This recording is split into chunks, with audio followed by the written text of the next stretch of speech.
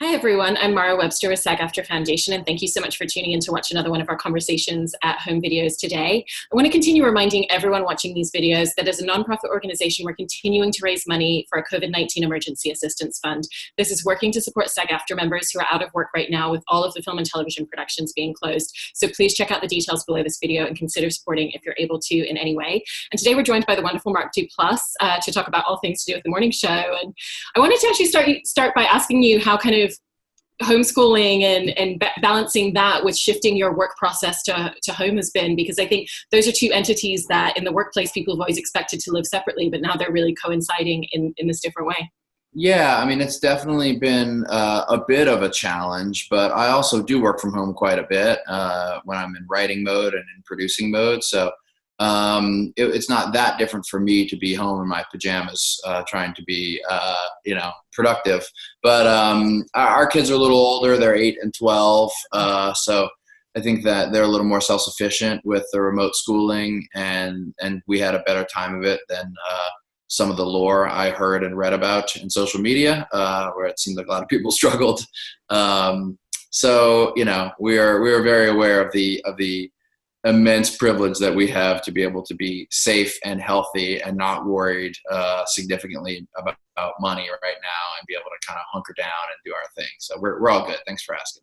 Yeah. And also within that, you obviously run a whole production company as well that's shifted to remote working, and that you had kind of like the editors would take machines home. So you've got projects at all different stages of development and production. And I was curious about if there's ways that you found to creatively problem solve within having to work in a very different way that you actually really that you'll continue bringing forward once we go back to in-person working.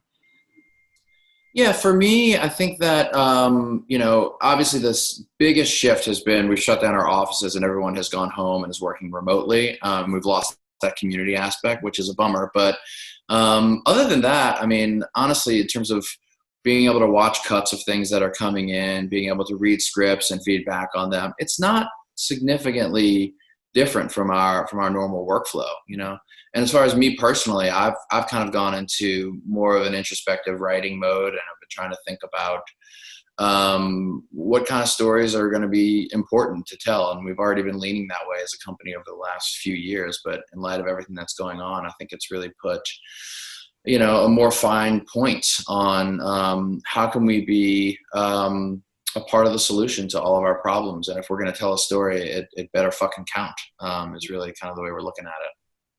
Yeah, and you were actually filming the morning show, and you were a couple of weeks into shooting some of your scenes when the shutdown happened. Was it something where the set just kind of went, okay, that's it, we're closed, or was there kind of an interim period of working a little bit differently before you fully shut down production? Anyone who experienced it, I think, experienced a similar thing of it. It happened pretty quickly, Everybody was a little bit cavalier, and then a couple of people who read more than others were kind of thinking, is this safe? Should we be here right now? I'm not going to touch anybody. I'm not going to eat the food.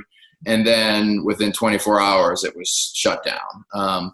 And I think they handled that really responsibly on the morning show. And while we were bummed to kind of like pull the plug after, I think we shot 2 episodes, I know that Carrie, our showrunner, and the writers were super psyched to have a little extra time to hammer out the back half of the season. And I know that they're making some changes in terms of, what they think is important to tell right now, because it's a different world than when we started. Yeah. One of the things I love in the way that you've described Carrie and the way that the writers approach the scripts for the show is that, you often find that either it's like story and the pacing moves really fast, but at the behest of character, or it's really a character driven piece. But one of the really great things about the show is the way that those two elements really coincide. And I was interested in the way that that really gives you a lot more depth and layer, not just to your character, but the journey and arc that they're going on, and how that allows you to really just flesh out a character in a different way. Yeah, I love working with Carrie and the whole writing staff on this, because it is a little bit more not only plot oriented and plot driven than the stuff that I often find myself in or create myself. But there's also an elegance to the writing, and there's a bit of a cadence and a poetry to it, which is also something I'm not used to. So I feel like my job is just to shag it up and make it as natural as possible and put in little improvisations here and there. And I have the luxury of being able to do that because it's on such tight rails. And I really enjoy that about the process. And I think it makes for, you know, an interesting character for Chip in particular, who's always so stressed out, who's always trying to manage every situation and at a loss for words and trying to come up with the right words and trying to be careful and be political, and watching him unravel in that way is part and parcel with, you know, the way I like to work, which is to shake up the lines, improvise them, make them feel less studied and prepared and more just kind of off the cuff. Yeah. Is there a difference to the way that you prepare with the scripts for something like this, given the density of dialogue and the fact there are these very long kind of like two-header or monologue driven scenes? Yeah, a little bit. You know, I think that some writing is very intuitive, and that may be a subjective thing. I can't quite tell, but for me, the writing that I get on this is very intuitive as to what dialogue leads to the next, and I find it easier to memorize from that standpoint. But one thing I always do, I always enter a scene a little bit under-memorized, so that there's always a tiny bit of searching for things as I'm doing it so that it feels like it's coming together in the moment. Sometimes that backfires on me and I'm actually a little underprepared and I have to be careful with that. But I really like that approach, so that, you know, the first time you really get things in your mouth and feel comfortable with them, it's happening on camera as opposed to in the mirror at home the night before. Yeah. Did you find that in working on season 1 and also kind of getting the scripts for season 2, that there was an evolution in the way that they were writing for you as they saw the way that you inhabited this character?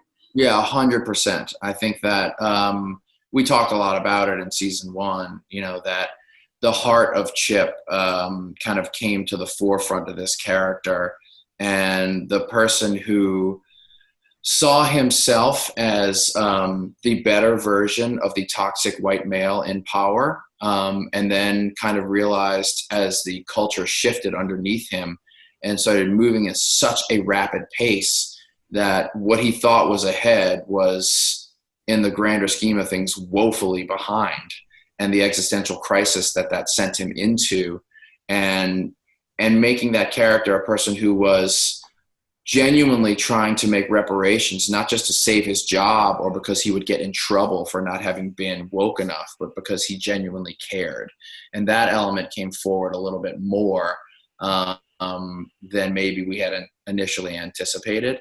And I really like that. And honestly, I connect deeply with Chip more than ever, honestly, now. Is like, what is the role of being a white male straight ally to those who need allies? And I think about that all the time right now. You know, it's weird. I didn't necessarily identify with Chip in season 1 as much as I do now, as someone who's like really always patted himself on the back for being on the right side of things, and realizing just because you're 10% on the right side of some arbitrary barometer that you set up doesn't mean you are really doing it all as well as you could or should. And I'm looking forward to just really exploring that in a very raw and open way in season 2. Yeah, and obviously one of the plot points that comes up later in the season is uncovering that he was actually the one that leaked the story originally. And I know that was something that even before you had the scripts, that you knew that plot point early on. And I was curious about the ways in which you kind of pulled that into your performance, and if there were kind of any nuanced details that you really kind of tinkered throughout the season that people can kind of catch as they go back and revisit. Yeah, I mean, look, I was lucky enough to have that and to be able to play that all along. You know, I'm not going to sit here and say how brilliantly I Easter egged it as a performer, right, through the thing.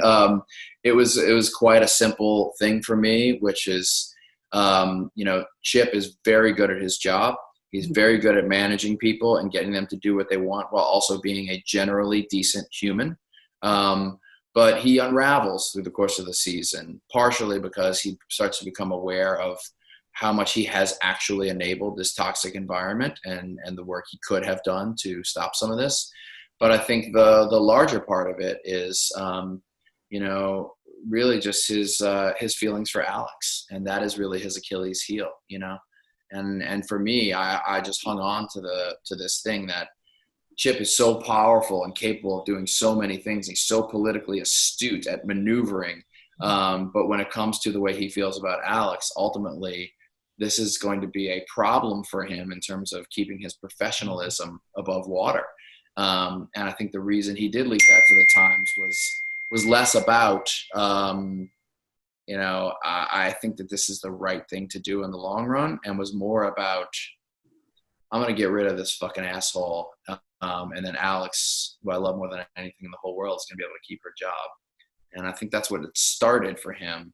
And then as he became more and more awake as to the larger cultural shift underneath him, there became more pure and I would say empirically better reasons to get rid of that guy, which is that this is an endemic problem in our culture that needs to be routed out. But it didn't start that way for him. I think it was a selfish thing at first. Interesting. Yeah, and that relationship dynamic with Jennifer Aniston's character with Alex is so fascinating to watch because of the complexity that you both bring to that. Very much at the beginning of the season, it's them just being very unguarded and, sometimes saying quite horrendous things to each other's faces, but then you learn that actually comes from their history and their intimacy, and you get to kind of play into that a little bit more later in the season. So kind of what was your process in working together to kind of map out what that was going to look like and where the different dynamic shifts were going to come into their relationship throughout the season? Yeah, Jen and I, we're lucky enough to have, I think we really do have natural chemistry and rapport, and there's a little bit of magic in how we interact with each other. And we had been friendly and fans of each other's before going into the show. So she had always expressed her desire to work more in the way that I've worked in my own things. And I was just I have always been fascinated and just so impressed with her ability to be such an open and humble and just goofy, sweet person who is also America's biggest movie star, mega millionaire on the cover of all how do you do that has fascinated me for years, And so getting to know her has really just been so wonderful to see that she is that person. And it's so pure and so wonderful to be around. I can't express enough just what a miracle she is, that fame and all of the cynicism of this whole business has not only not changed her, but not destroyed her. She has maintained that. And so the truth is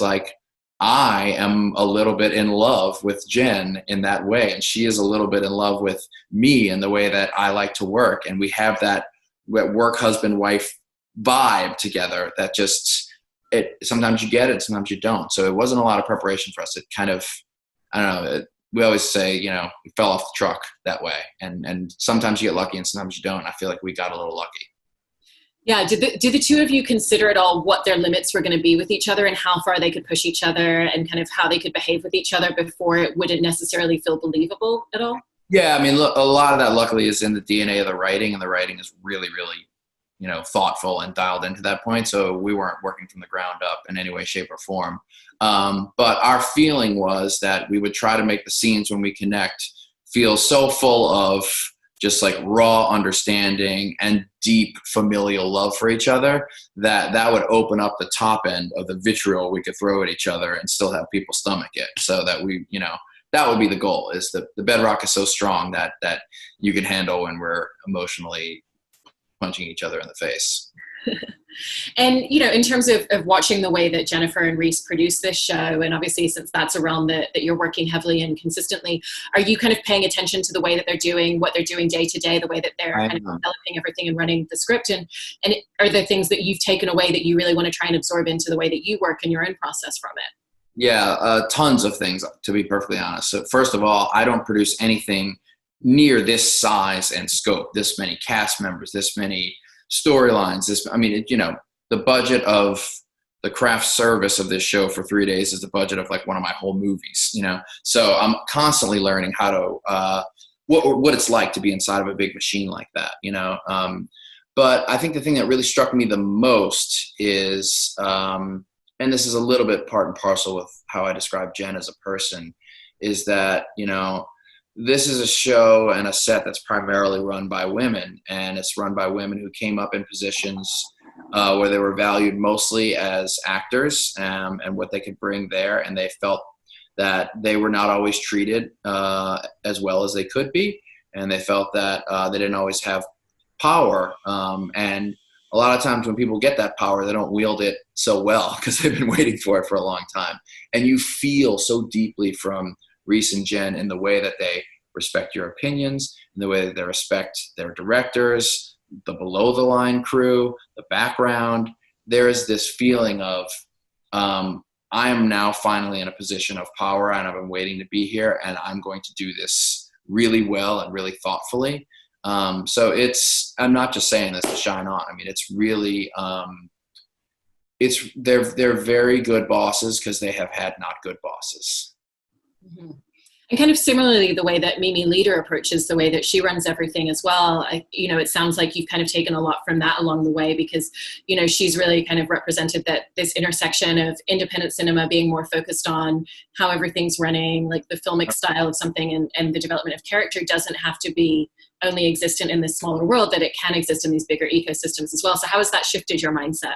Well, I love working with Mimi because, I've been working under somewhat of a guiding principle for my company and for the things I make that we're going to focus on people, interpersonal reactions, faces, feelings, and story.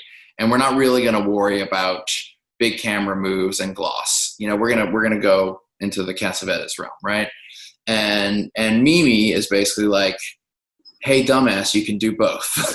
And she does it all the time.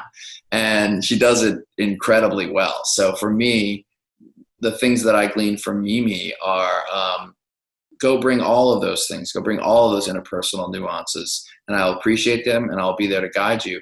But also, we can have this camera on a slider and incredibly organized background action and do it in a way that is super cinematic too, and it will not, in her opinion, compromise our ability to do the former. And so that's fun to get a little education on. Yeah, and with Chip's work on the show as a producer of the morning show, there's a huge weight and responsibility that obviously comes with that. And, I was interested in the way that you've kind of drawn in your own personal experience in producing. There was an amazing thing where I saw you describe the feeling of emotional diarrhea inside while keeping everything calm on the outside for producing. And so I was curious about the way that you kind of really wanted to pull that into your performance in a way that you don't necessarily always draw so much of your own personal self into something.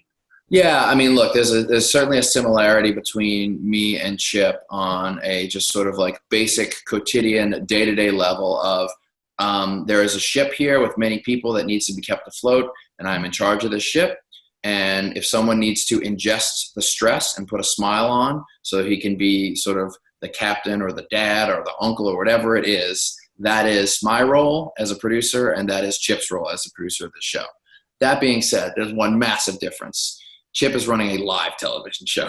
I get to do takes, and then if they mess up, I get to edit them later. So it's really double or triple the stress that I normally feel. So that was so fun for me to hyperbolize what I'm going through on a normal day for me and put it into Chip and add all those fun things like, the stress eating and every time you see Chip sitting down, his leg is shaking underneath the table because he just cannot stop. And he's an inch from a heart attack. And, that was really fun to be able to kind of lean into that and go a little more over the top than I normally would have.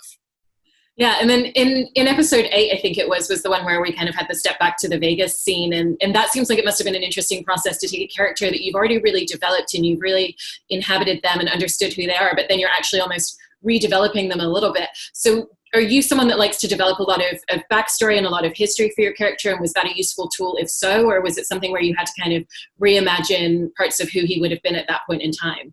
Yeah, I'm not really a backstory kind of person. I love good writers and I love good scripts, and I like to just work with the moment and the interaction with the person who's across from me.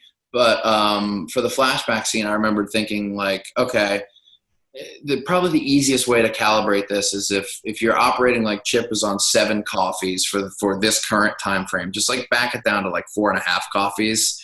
It's before a lot of the explosion has happened with Mitch, and he's feeling like he's in a good place, generally speaking, with the show. And when we're in episode 8, so a lot of that was not much more complex than just de-stressing him a little bit and getting to see him be a semi-normal human being for a bit.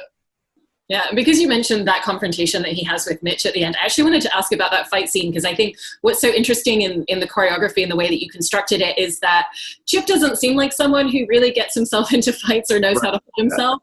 And so I was interested in how you kind of balance choreographing what the moves are going to be with the stunt team and with Steve Carell, and having this thing where you're really paying attention to the details and the moves, but at the same time also has this looseness to the feel and the way that you're delivering it. Yeah, I think it's a great question, and I don't want to get too in the weeds about it, but it's a very common thing on sets where, the stunt coordinators come up with these really amazing, choreography, and the actors feel like, this is so cool. My character probably doesn't know how to fight that well, so how can I make this realistic, right? It's totally a conversation that everyone has had on set as a choreographer of stunts and an actor. And in the case of this one, we came up with a really good compromise, we felt, which is dramatically, we really wanted to see that first punch land, because it was, narratively speaking, a good purge of emotions for the audience and for everyone. So our thing was, let's let Chip land one really good punch, but then after that, it should just be someone who has no idea what he's doing, and they should look like two 7-year-olds grappling on the floor. So we kind of let it all go at that point. And Steve is like solid. I mean, I don't know, he's just like Mr. Affable, but like he is a trunk full of muscle. So, and he sensed that. And so he basically was very generous. And when it came time to take the fall, he took like the first hit and kind of pulled me on top of him, because he's got me by about 25 pounds of muscle. And that was very generous of him. Yeah. I also think a lot of people appreciate the fact that you're always very open and honest about when you're nervous or have a little bit of anxiety around shooting a particular scene. And for this show, it was that emotional breakdown scene at the end that was the one that was kind of giving you that little pause and that little moment of doubt. But I was interested in kind of what you do for yourself to kind of push through and step through those situations as you're going into the scene, either if there's things that you do before you walk onto set, or how you kind of get yourself into the mindset and just push that away once you're actually filming it. It's such a great question. Some people have their emotions right here all the time. And my brother Jay, my wife Katie, when it's time to do a big emotional scene, they're just ready to spill, and they don't have that anxiety. I do. And I don't make any sort of, I don't hide it. It's just like it's a limit that I have. I've struggled with anxiety and depression my whole life. So I take antidepressants, and that also limits my ability to access these things so quickly. So I'm always stressed. I'm always like, am I going to get there? Or are 100 people going to be waiting around for me to have this beautiful outpouring of emotion? And like, I'm just going to be a fucking dud. And so it always makes me nervous. The good news is some of that leads to anxiety and emotion that helps me in the scene. My fear of letting everybody down also helps me access that. But I don't really have a good process. I for better or for worse, it's sometimes I get really lucky and sometimes I don't, I think that the scene you're talking about in episode 10 was towards the end of the shoot. I had felt the character for a long time. I'd been shooting for 4 or 5 months. I think that also helped me. I was just kind of living it in that moment. But we were in Central Park with thousands of people around, and we had about 20 minutes to get it with a Steadicam operator with the light going down, and the pressure was on, and I was feeling it, and I think I got lucky, really did. Yeah, and on a different trajectory, as a producer and as a director, there's often times where you're really trying to find that moment. And I actually wanted to ask you a little bit about when you were working on Paddleton, because there was an amazing way in which you had one of the assistants at your production company who ended up stepping in to really help find the voice when you just couldn't make it work. And I was interested in just kind of hearing a little bit more about that journey in finding the voice of the film and really pulling things together that just weren't working at the time, and the importance of really looking to voices anywhere in the room to pull something together when you do. I'm glad you brought that up, because it has been so critical for me in the past 5 years. I think there was a time where Jay and I felt like between the two of us, we could probably find a solution that worked for a long time, and we stayed intrinsically linked at the hip. But as we've tried to expand our circle of collaboration and try to tell stories that aren't just about two white guys who are brothers fighting, which was what most of our early movies were about, because that's what we felt confident to tell. It's really taught me that it's okay to not have the best answer, and it doesn't mean you're a bad filmmaker, in my opinion. if on any given moment in shooting, editorial, you don't know what to do and you're not either smart enough or skilled enough or have the objectivity to get it. And in the case of Paddleton, Elena, who is one of the producers on the movie and was very much a junior producer there to ostensibly learn from us, was the person in the end who recracked the edit with our editor, Chris Donlin, and really saved that movie. And I don't know that I would have been in a place 10 years ago to allow for that. I don't think my ego would have allowed for that. I would have felt that that means I'm not a good enough filmmaker and I wouldn't have been able to handle it, to be perfectly honest with you. And I think that it's just been beaten out of me over the years how many times I have needed help or have been wrong, and how critical it is to have collaborators and empower them. And then obviously now more than ever to allow access to people who are not normally given that voice, and how much it is not only good for them and their careers, but it is good for you selfishly and good for the movies you make. It's been so beneficial to me, that's what it's all about. But it's what I keep trying to impress upon people is it's not just a generous move to invite others into your process who don't have access. It's going to help you. Yeah. And I wanted to ask you a little bit about some of the recent shifts and changes in the film industry, particularly in terms of the ecosystem of film festivals, because they're such a valuable tool, particularly in independent cinema. And you were set to premiere with Not Going Quietly documentary that you were producing. And I was interested in how kind of losing that festival premiere and having to think really differently about the sales and distribution model, the way that it's shifting and the way that film festivals have shifted online, kind of how that's changing your thinking and your mindset and the way that you're working with projects that you have that you're trying to get through that pipeline right now. It's a really good question. And the hard answer to that question is that some are being affected a lot more adversely than others.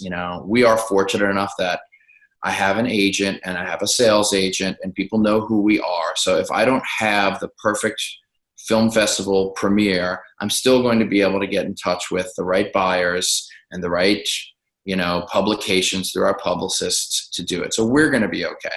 The problem is that filmmaker who's just made their first movie and doesn't have their name yet and needs that to get out there and for people to see them, where we were with the puffy chair in 2005. I mean, those are the people that are really getting hit by it, So we're trying to do whatever we can right now to get access to those movies, watch those movies, see if there's anything we can do, even just as a friend to those movies, to help them, connect them to people, connect them to a sales agent, connect them to a buyer we think they might like.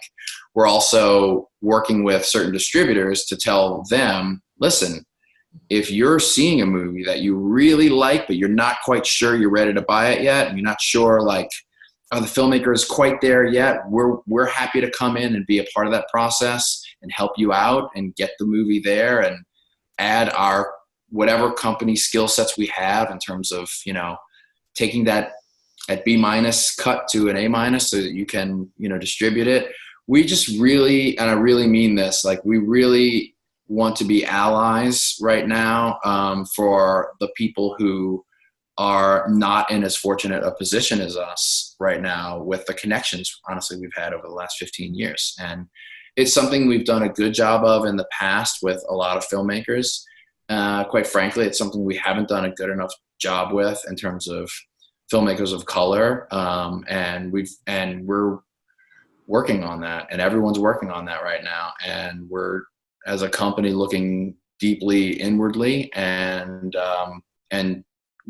we don't want to just do lip service. So we're putting together a pretty comprehensive plan about what we're going to be doing moving forward to be the right kind of ally, really. That's great. Thank you so much for taking time today to talk about, your filmmaking, your producing, and particularly your work on the morning show, which is just so wonderful. And I really hope that you're able to get back into production at some point in the coming months so we can see this second season. Excellent. Thank you so much. Thank you.